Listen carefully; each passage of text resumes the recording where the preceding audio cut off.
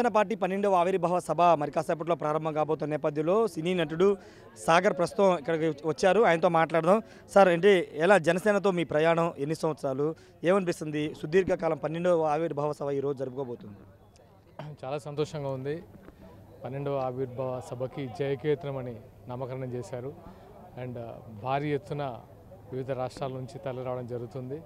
And గెలిచిన తర్వాత దశాబ్ద కాలం పోరాటం చేసి గెలిచిన తర్వాత జరుగుతున్న మొట్టమొదటి సభ. పవన్ కళ్యాణ్ గారు చెప్పినట్టుగానే గెలిచి సర్వ నిర్వహించబోతున్నాం.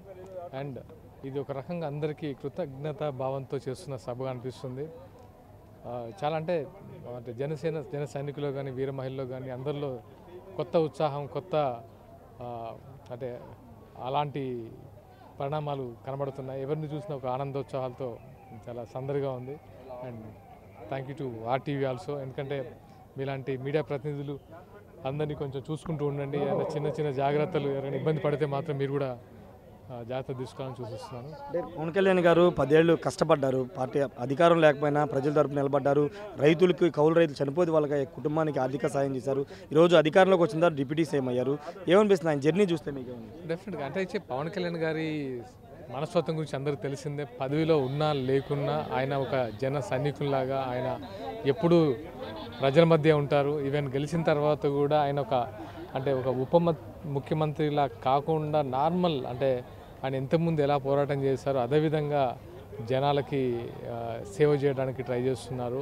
ఆయనలో ఎటువంటి మార్పు ఉండదు. ఎందుకంటే ఆయన ఇప్పుడు కాదు, ఓటమిలో ఉన్నప్పుడు కూడా ఆయన ధైర్యంతో ఉండి అందరికి హెల్ప్ చేస్తుండేవాళ్ళు. ఇంకా ఇప్పుడైతే ఏంటంటే చాలామందికి హెల్ప్ చేసే అంటే సేవ చేయడానికి ఆయనకు ఒక ప్రాపర్ ఒక ప్రోటోకాల్ దొరికింది తప్ప ఎప్పుడు ఆయన మనస్తత్వం జనాల మధ్య ఉంటారు. జనాలకు సేవ చేయడమే ఆయన. ఎలాంటి రోల్ సాగర్ గారిది? ఎలాంటి రోల్ జనసేన పార్టీలో ఎలాంటి రోల్ అనుకోవాలి? అంటే నేను యాక్చువల్గా 2023లో ఎలక్షన్స్కి ముందు వచ్చాము. అంటే అదే రావడంతో నాకు ప్రచార కార్యదర్శిగా నాకు ఒక ప్రోటోకాల్ ఇచ్చారు. అంటే నా మీద నన్ను నమ్మి ఆ పదవిని ఇవ్వడం నాకు చాలా సంతోషకరం. దాంతోపాటు ఎలక్షన్లో అంటే ఇంతమందిని జనసేన కుటుంబాన్ని నాకు ఇవ్వడం, ఇంతమందిని పరిచయం చేసి వాళ్ళతో మమేకమయ్యేటట్లు చేసిన పవన్ కళ్యాణ్ గారికి మనస్ఫూర్తిగా కృతజ్ఞతలు. అంతేకాదు అంటే నా వంతు బాధ్యతని సక్రమంగా నిర్వహిస్తానని అనిపించింది. అండ్ ఇప్పుడు ఆ బాధ్యత మరింత రెట్టింపైంది. ఈ జయకేతన సభలో చూస్తుంటే ఏంటంటే మేము ఏదైతే అనుకున్నామో, ఏదైతే ఆయన అనుకున్నాడో ఒక మార్పు కోసం రాజకీయాల్లో భావితరాల భవిష్యత్తు కోసం చేసుకున్న నిర్ణయం ఇప్పుడు సుస్ఫుటంగా కనబడుతుంది. అండ్ మీకు తెలిసిందే కదా, ఇంకా ఈ సభలో అన్ని ఏర్పాట్లు చూసుకోవడానికి రకరకాల జాగ్రత్తలు తీసుకుంటున్నారు. మొగల్ రేకులు, చక్రవాకం, ఆర్కే నాయుడు అంటే అందరికీ తెలుసు. నెక్స్ట్ ఇంకా భవిష్యత్తులో జనసేన పార్టీ సాగర్గానే ఉండబోతున్నారు.